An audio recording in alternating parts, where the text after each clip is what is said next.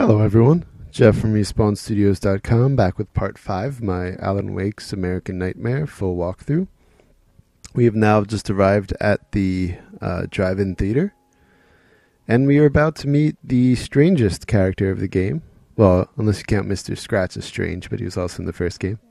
So I'm going to shut up and let you get this introduction. That's fantastic. Are you okay? Go away. No, I want you. But you'll get angry if you're here, so you gotta go. You know I'll do what you want. Okay. I love you so much. Did you know that love hurts? Are you gonna hurt me now? 'Cause you should. Lady, you got darkness on the brain. I think I can help you if I can get the lights on in here. You can't turn the power back on. It's not allowed. You said. So, where shouldn't I go so I don't turn the power back on accidentally? It's the big building on the other side of the drive-in, but it's locked. Where's the key? Just so that I know to avoid it.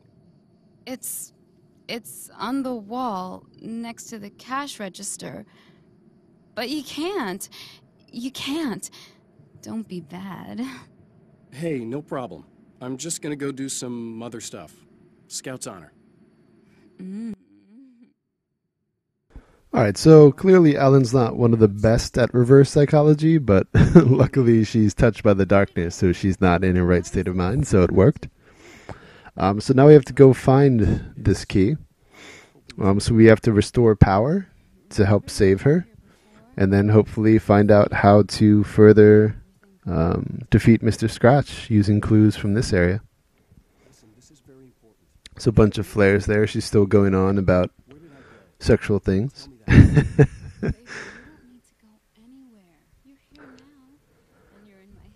I think I do get a decent amount of the manuscript pages in this area. So hopefully you won't have too much to go back in and clean up on your own.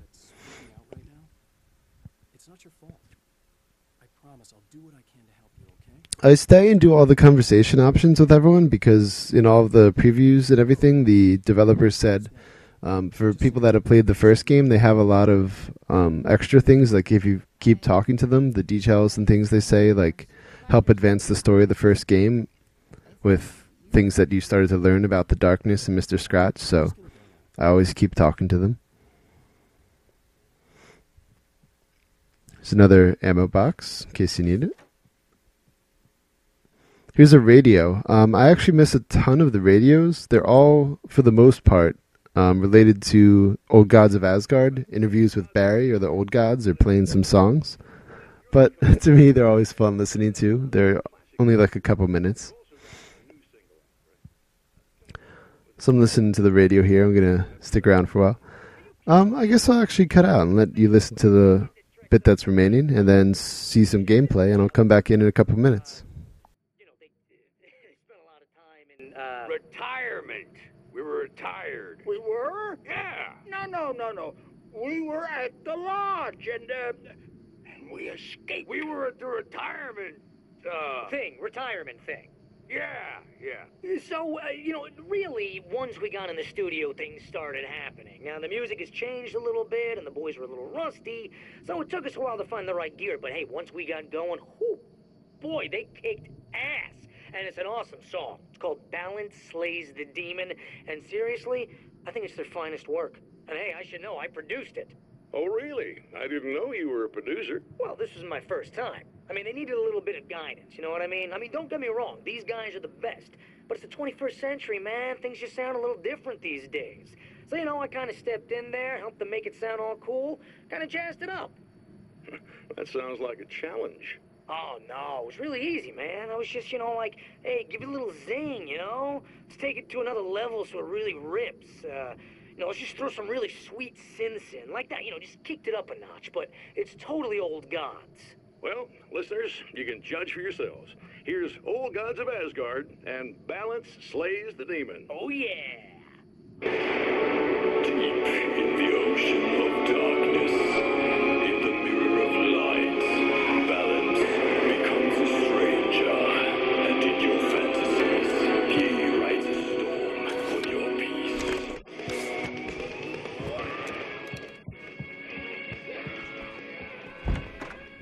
has encountered this before. People whose integrity has been suborned by the insidious touch of the darkness. He has experienced it himself, but merciful light burned away the darkness in his brain.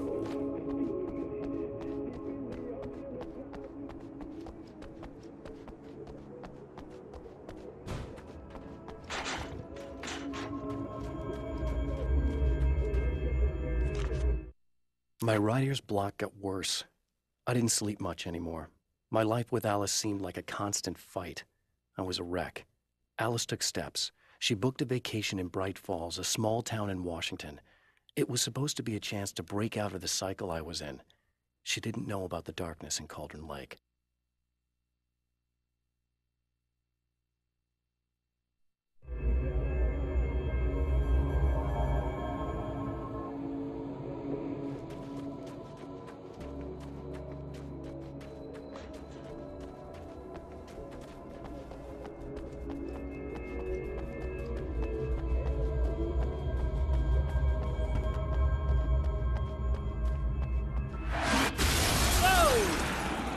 Not good.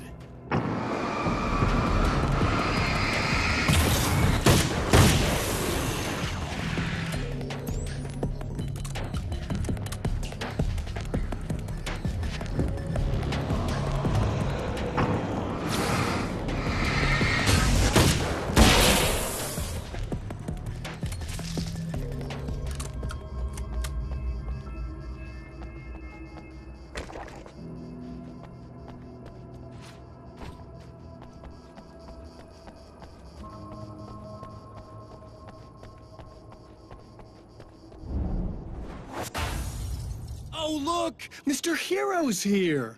You ready to save the day?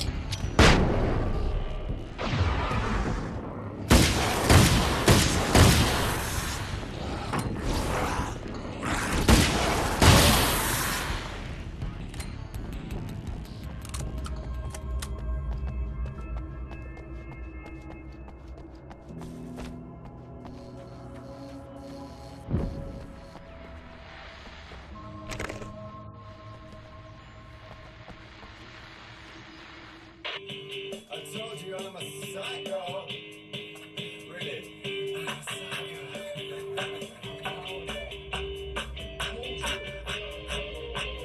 Really, I'm a psycho. I told you I'm a psycho. Really, I'm a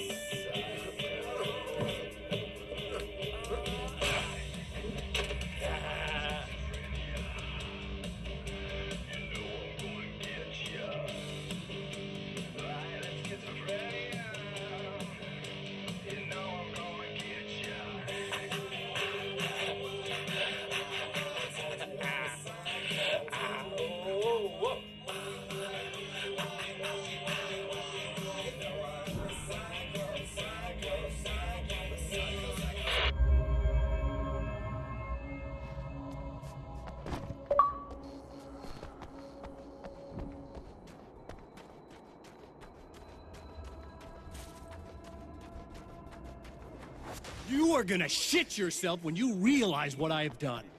Shut up!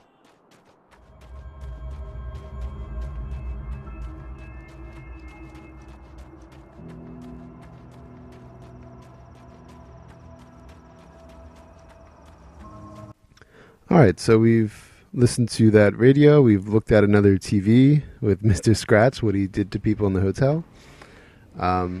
We picked up a manuscript page. I got messages from Flyboys, all kinds of exciting things.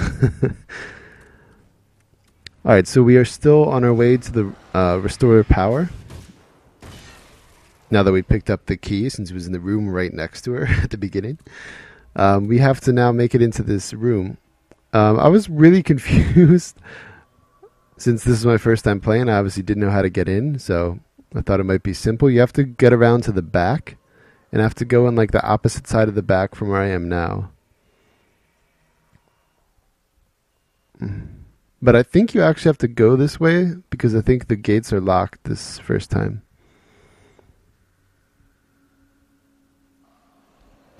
There's also a safe haven back there if you need it. So you're going to be attacked. This is like the only sort of light puzzle, I guess, in the game, if you can call it a puzzle. Inside there's going to be 3 different switches to restore power. And above it there are blinking red lights. And like in between blinks, it shows 1 or 2 of them as green. I've never actually seen all 3 as green, but I guess that's a possibility too. I'm not sure. But depending on which ones are green, those are the switches you have to pull below. So it's pretty simple. So if the one on the left is the only one that's green, that's the only one you pull, and then you'll have restored power. All right, so I'm going to shut up and let you hear the little bit of this manuscript page, and then I'll come back in a few minutes. She sees things others don't and knows how to make them visible to everybody. She did it with me, too. She teased out things I was only vaguely aware of. She always saw me in the best possible light.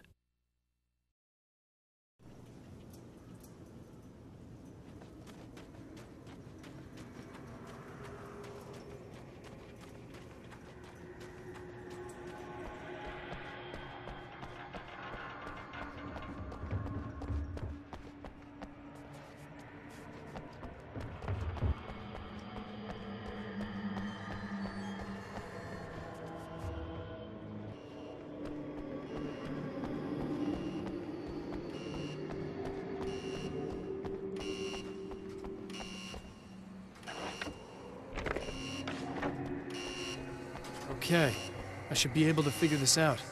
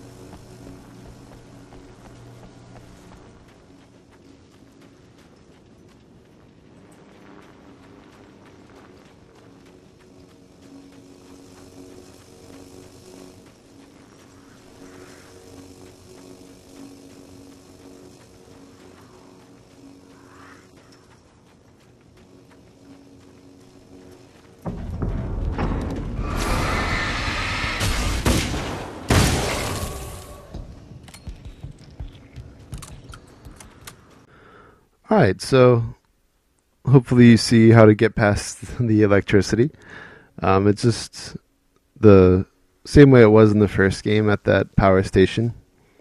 There's some bits that are going for a few seconds and they stop, so you run through. And it doesn't even do that much damage if you run into it, but again, it is better not to be hit at all because the safe havens go away once you step into them in this game.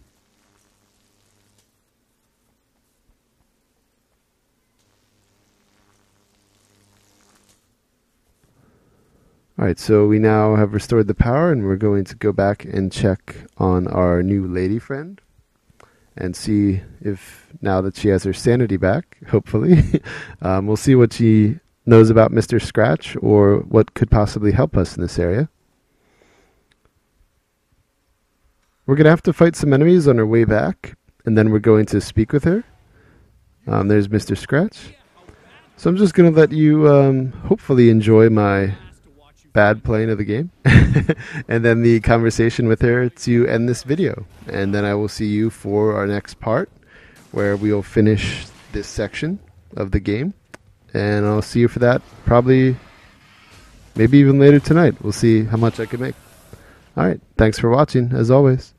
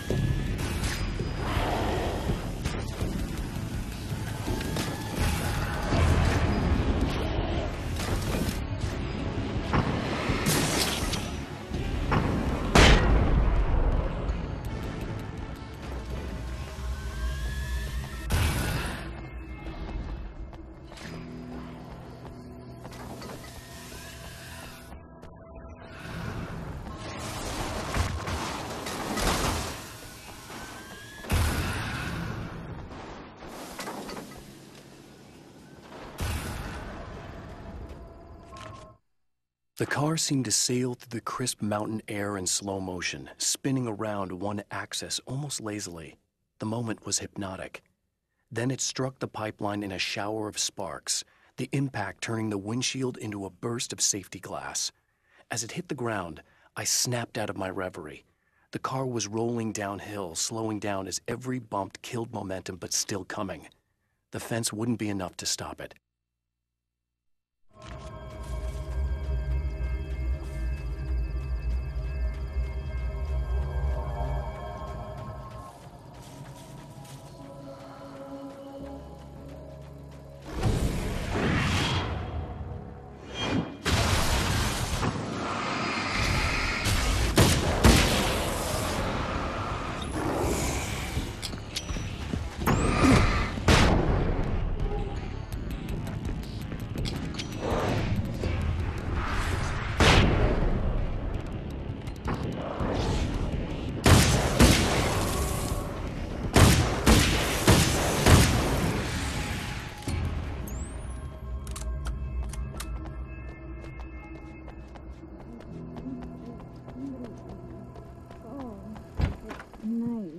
It's... No, don't! Oh, it's not... It's you. Did you help me? Looks like you're feeling better now. Yes, I am. Thank you so much.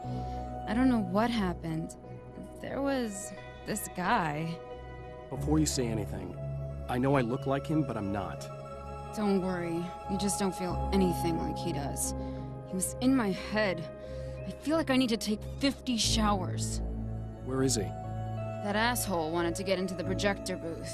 He was talking about fixing things so the sun never comes up. God, it didn't seem that weird when he was saying it. It sounded really good at the time. You weren't yourself. The projector booth. That sounds about right. I need to get in there. I have the access code for the door. Here. Thanks. I'm just glad you showed up now. He said he'd be back after he'd arranged for some security. Do you feel up to telling me what's going on here? We have an art exhibition here, supposed to open tomorrow. I'm the curator. My name's Serena Valdivia. Alan Wake. Holy shit, it is you. I've seen you on the big screen. I know your wife. You know Alice? Wait. Big screen. Yeah, we have a film from her here. What the hell happened to you? Getting back to Alice. Oh, God, yeah, sorry. It's quite a coincidence that you're here. She made this short film. She shot it years ago. You're in it. It's a part of the exhibition. I'm in a film? Yeah, it's like... it's just footage she shot of you at some point, but she turned it into this thing. It's almost like a memorial of sorts, because, you know, you're supposed to be dead, or something. Uh-huh. How's Alice? Is she all right? She's okay, I guess, all things considered. I know her pretty well. You're really Alan? I can't believe you're here. Nobody knows what happened to you. But there are people who say they've seen you. That wasn't me. He just looks the same. Like, you know. Yeah, but that guy's a lot more slimy. The thought of him makes me... I hate him, but there's something about him, this... God, he's so creepy. Anyway, you're not like him. At all. I hope you can stop him.